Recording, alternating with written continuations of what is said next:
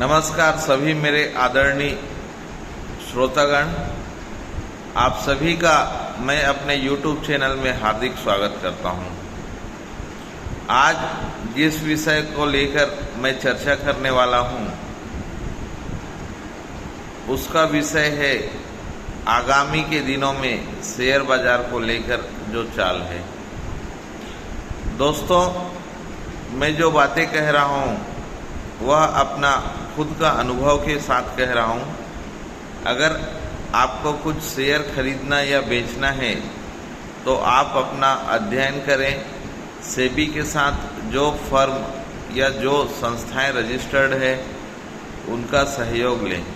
लेकिन अभी जो मैं कह रहा हूं वह अपना निजी अनुभव से बता रहा हूं और पिछले 1.5-2 सालों से शेयर बाजार में मैं जुड़ा हूं, उस अपने अनुभव के तथ्य पर अपना बात रख रहा हूं। दोस्तों, अभी हमें सबसे पहले जो समाचार सुनने को मिलने वाला है वह है हिंडनबर्ग का रिपोर्ट। हिंडनबर्ग के रिपोर्ट में 2-3 कंपनियों के लेन देन को लेकर हिंडनबर्ग ने अपना रिपोर्ट पेश किया है और उनका 2-3 भारतीय कंपनियों पर दुष्प्रभाव पड़ेगा। इसके अलावा हम जानते हैं कि पिछले साल हिंडनबर्ग रिपोर्ट से अडानी कंपनी के सभी शेयर बहुत प्रभावित हुए थे और लगभग 50% से नीचे अडानी कंपनी के पूरे शेयर गिर गए थे।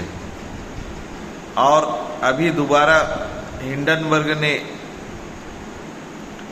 अपना रिपोर्ट पेश किया है और उन्होंने ये इल्ज़ाम लगाया है कि हमारे भारतीय प्रतिभूति बोर्ड मतलब सेबी, उनकी जो मुख्य है जिसे चेयरपर्सन कहा जाता है वे श्रीमती बुच जी हैं। उनका अडानी के साथ या कहें अडानी के कंपनियों में निवेश है, इसलिए श्रीमती बुच जी ने अडानी को बचाने का काम किया है और इसमें श्रीमती बुच जी ने सभी नियमों का पालन नहीं किया है। इस तरह से हिंडनबर्ग ने पुनः आरोप लगाए हैं। तो आने वाले कुछ दिन में शेयर बाजार में पुनः कमजोरी देखी जा सकती है। खासकर अडानी कंपनी के शेयर गिरने के चांस हैं। उसके अलावा 2-3 जो और कंपनियों को हिंडनबर्ग ने लक्ष्य में लिया है उनके शेयर दाम गिरेंगे। दोस्तों, जो हमारी सेबी की चेयरपर्सन श्रीमती बुच हैं, उनका देश के बड़ी कंपनियों को बचा के रखना या उन पे हमारे जैसे गरीब रिटेल निवेशकों का पैसा या निवेश बढ़े, ये उनका सोच है। हम इसका स्वागत करते हैं। लेकिन जो कंपनियां भारतीय बाजार में छोटे हैं, जिनका पूंजीकरण कम है, उनको लेकर उन्होंने एक बयान दिया था कि देश के जो छोटी कंपनियां हैं जिनका मार्केट कैपिटलाइजेशन कम है, वे ज़रूरत से ज़्यादा उनके शेयर बढ़ गए हैं। तो मेरा व्यक्तिगत यही सोच है दोस्तों, अगर कोई कंपनी बहुत अच्छा कार्य करेगी, भले ज़्यादा दिन अपना व्यापार प्रारंभ करके वे स्थापित नहीं हुए रहेंगे, लेकिन अगर वे ऐसे क्षेत्र में काम करते हैं जिनका भविष्य उज्जवल है, भले उनका स्थापना ज़्यादा दिन का नहीं हुआ रहे, तो क्या वे अपने आप को स्थापित करने का अधिकार नहीं रख सकते? क्या देश में सिर्फ और सिर्फ बड़े कंपनियां वही स्थापित रहना चाहिए? क्या सेबी की चेयरपर्सन को ये सोचने की जरूरत नहीं है? बिल्कुल है, लेकिन सेबी की चेयरपर्सन को ज़्यादा ध्यान देश के जो 50 नामी गिरामी कंपनियां हैं उनके बारे में ही है। उनको ये चिंता नहीं है कि जो नए कंपनियां देश में स्थापित होती है वे भी अपना सर्वस्व न्यौछावर करके मेहनत करती है, अपना नाम कमाती है, ग्राहकों के बीच अपने गुणवत्ता को लेकर काम करती है, वे भी अनुसंधान करते हैं, कई कर्मचारी लगाते हैं और देश की जनताओं का हित रहता है। ये सब चीज़ों को सोचने का काम सिर्फ कंपनी के निवेशकों को या कंपनी के अंशधारकों का नहीं है, ये काम सेबी के चेयरपर्सन को भी रहना चाहिए। लेकिन सेबी के चेयरपर्सन ने 2-3 महीने खासकर जनवरी फरवरी में क्या कह गई कि जो छोटे कंपनियां हैं उनके शेयर के दाम ज़रूरत से ज़्यादा बढ़ गए। तो इस तरह से सेबी की चेयरपर्सन इस बात को सही साबित करने पे तुल गई कि छोटे मछलियां बड़े मछली को खाते रहना चाहिए, और ये बात सही है। अगर छोटे मछली बड़े मछली को शेयर बाजार में खाने लगेगी तो जो हमारे जैसे छोटे रिटेल निवेशक या गरीब निवेशक शेयर बाजार में नए सपनों के साथ आते हैं, उनका क्या होगा? क्या सेबी की चेयरपर्सन ने देश के गरीब जनताओं का पैसों को अमीर कंपनियों पे लगाने के लिए कोई ठेका ले रखी है? बिल्कुल नहीं है। देश में बेरोजगारी बढ़ रहा है तो आदमी हर कोई खोजता है कि कहाँ से हम निवेश करें और अपने पैसे को कुछ ज़्यादा लाभ देकर कमा सकें या पैसे से पैसे कमा सकें। एक तो देश में रोजगार का अवसर सृजन नहीं हो रहा है, ऊपर से अगर हमारे जैसे गरीब आदमी कहीं निवेश करके 2 पैसे कमाना चाहता है और उसमें सेबी की चेयरपर्सन जैसे हमारे देश में बड़े ओहदे पर बैठे हुए लोग रहेंगे तो देश का नवयुवा का या जो नए शेयर बाजार में आने वाले हैं उनका सपना कभी पूर्ण नहीं हो सकेगा।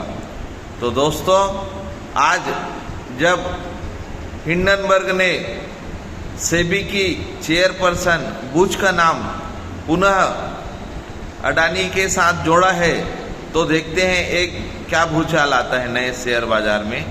अगर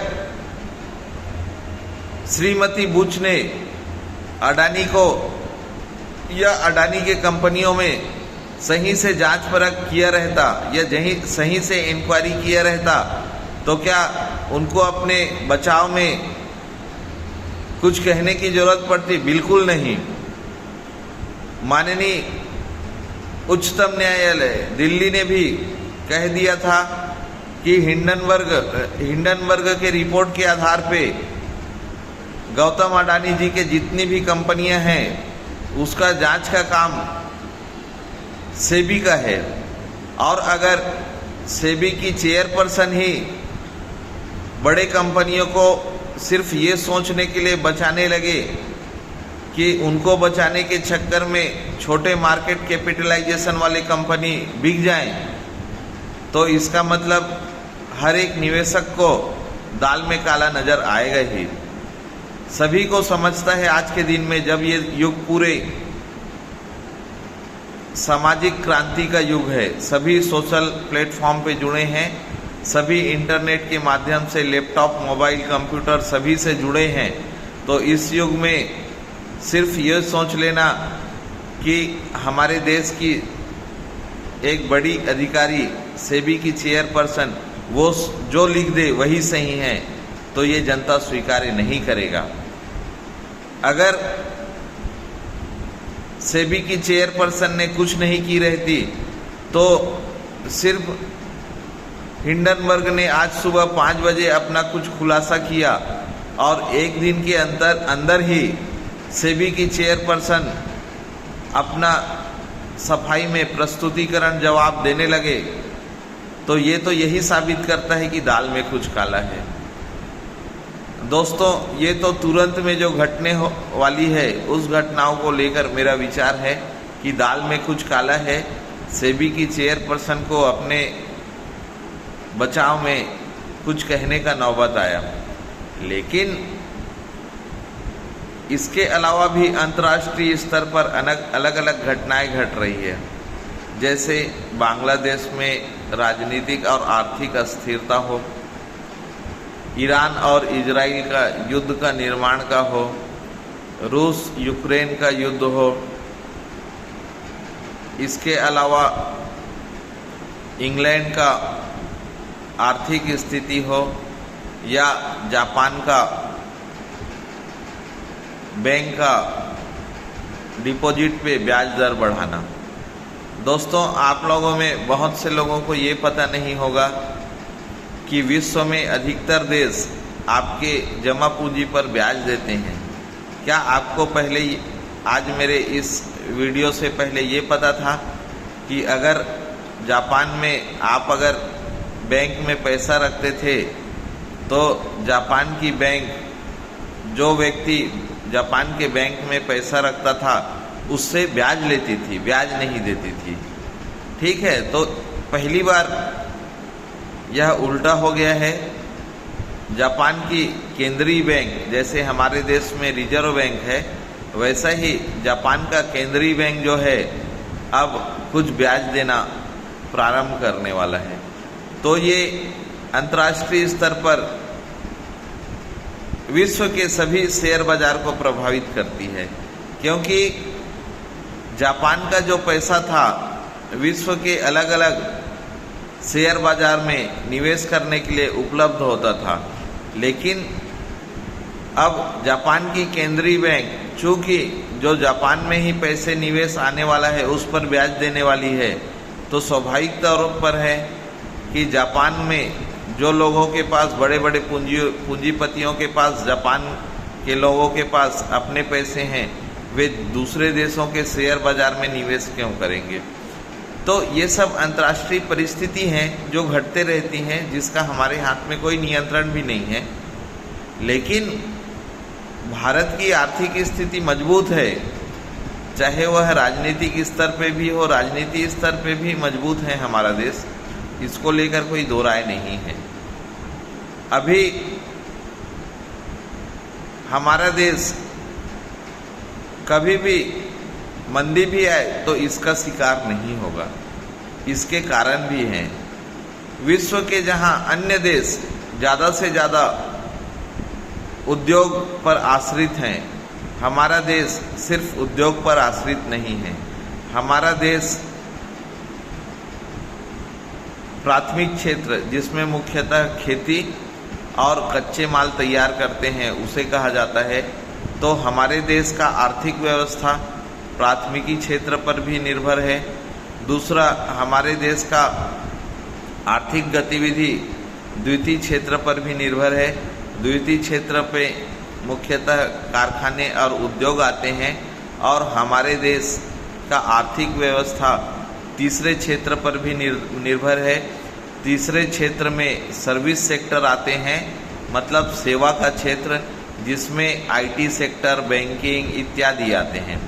तो दोस्तों, हमारा देश जो है, यह हमारे देश का अर्थव्यवस्था 3 अलग अलग क्षेत्रों से बटा है। उसके अलावा हमारा देश जो है मिश्रित अर्थव्यवस्था है। इसका मतलब हमारे देश में जो अर्थव्यवस्था होता है उसमें न सिर्फ प्राइवेट कंपनियां पूरी तरह से चलती है, न सिर्फ पूरी तरह से शासकीय संस्थाएं चलती है। इसका मतलब हमारे देश में जो भी चीज़ है उसमें सरकार, प्राइवेट कंपनियां सभी मिलके काम करते हैं। तो इसलिए आप लोगों को घबराने की ज़रूरत नहीं है कि हमारे देश का अर्थव्यवस्था बढ़ेगा कि घटेगा। और सबसे खुशी की बात यह है कि आज जो लोग शेयर बाज़ार में निवेश करेंगे दोस्तों, 2030 से पहले, इसका मतलब अगले चुनाव से पहले, आप लोग कह सकते हैं कि आप लोगों के द्वारा जो आज जो रुपए निवेश किया जा रहा है, तो अगले चुनाव से पहले शायद अप्रैल या मई में 2029 में दोबारा चुनाव की घोषणा हो। तो मैं एक कह सकता हूं कि 1/1/2029 से पहले आज आप लोग जो निवेश करोगे, तो मेरे अनुभव के आधार पर मैं कह सकता हूं कि आपके द्वारा निवेश किया गया राशि, या आपके द्वारा आज जो शेयर पे निवेश करोगे वह दोगुना हो सकता है, बशर्ते आप अच्छे कंपनी में या अच्छे शेयर पर निवेश करें। निवेश को लेकर मैंने अपने पुराने वीडियो में कुछ बातें कहा हूँ। अभी का जो मेरा कहना है उसको समझने के लिए आपको मेरा पुराना वीडियो देखना पड़ेगा। तो दोस्तों, अगर आप लोग अच्छे शेयर में निवेश करते हो आज के दिन में, तो मैं बिल्कुल यह मानकर चल सकता हूँ कि 1/1/2029 तक आपके निवेश दोगुना हो सकते हैं, और जिन्होंने अच्छे जगह निवेश किए रहेंगे तो उनके पैसे 2 गुना 3 गुना 4 गुना भी हो सकता है। यह समय के आधार पे होगा। अमुक अमुक शेयर या अमुक अमुक कंपनी के शेयर के दाम इतने इतने बढ़ जाएंगे, इसका मैं कोई ना भविष्यवाणी करता हूँ ना गारंटी देता हूँ, लेकिन मैं एक सकारात्मक सोच परिस्थितियों के आधार पे जो हो सकता है उस पर चर्चा कर रहा हूँ। तो दोस्तों, दुनिया के दूसरे अर्थव्यवस्था या विश्व के दूसरे देश के शेयर बाजार को लेकर मैं ज़्यादा कुछ नहीं कहूँगा, लेकिन मैं अपने देश के शेयर बाजार को लेके यही कहूँगा कि 1/1/2029 तक हमारे देश का शेयर बाजार कई गुना वृद्धि करेगा, और जो लोग हमारे देश के कंपनियों में शेयर को लेकर निवेश का अपना मानसिक स्थिति नहीं बनाए हैं, आज उनको आगे आने की ज़रूरत है।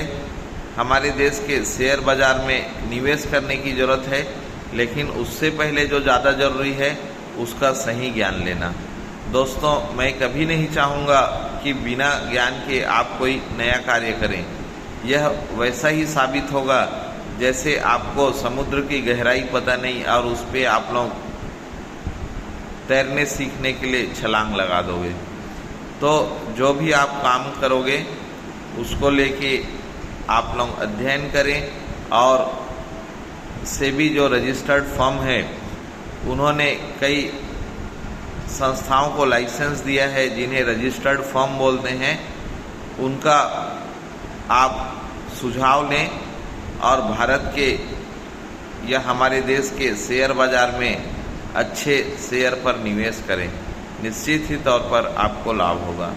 तो आने वाले 5 साल के लिए भारतीय शेयर बाज़ार को लेके मैंने अपना निजी राय प्रकट किया है।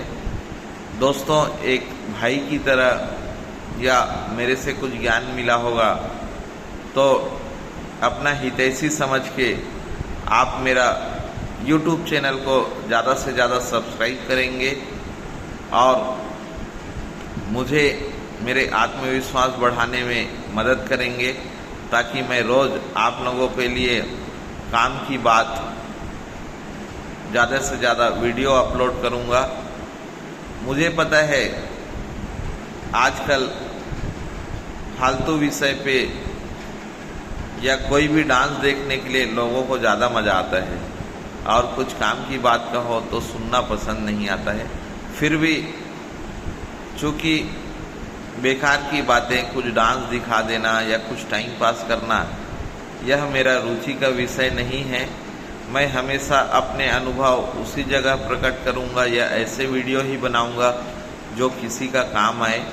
और अगर आपको लगता है कि आपको मेरे यह सकारात्मक सोच पे मदद करना चाहिए, तो मेरे YouTube चैनल को सब्सक्राइब करें, और मैं जो पुराने वीडियो बनाया हूँ उसको देखकर आप लोग अपना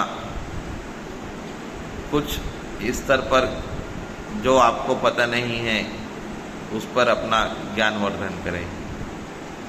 श्रावण के महीना में मैं आप सभी को